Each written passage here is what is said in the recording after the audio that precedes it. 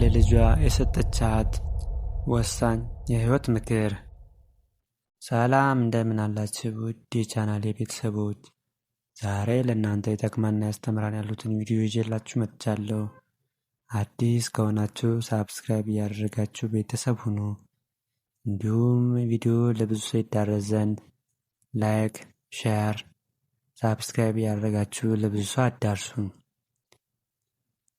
ልጄ ሆይ ራስሽን አክብሪ።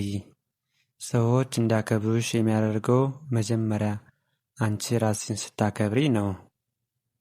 በማንኛውም ችግር ውስጥ ትዕግስት ይኖርሽ።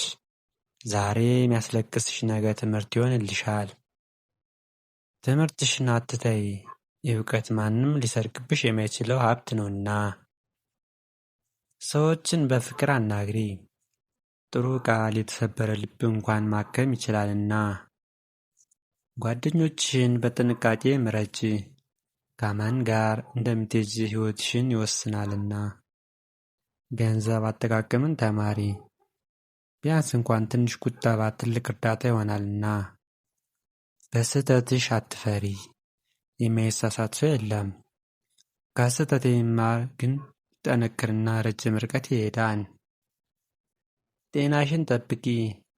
ጤና ከሁሉም ሀብት በላይ ነው።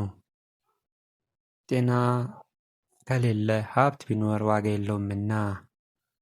እውነተኛ ሁኚ። ውሸት ጊዜያዊ ሊያድን ይችላል፣ እውነት ግን ዘላቂ ሰላም ይሰጣል።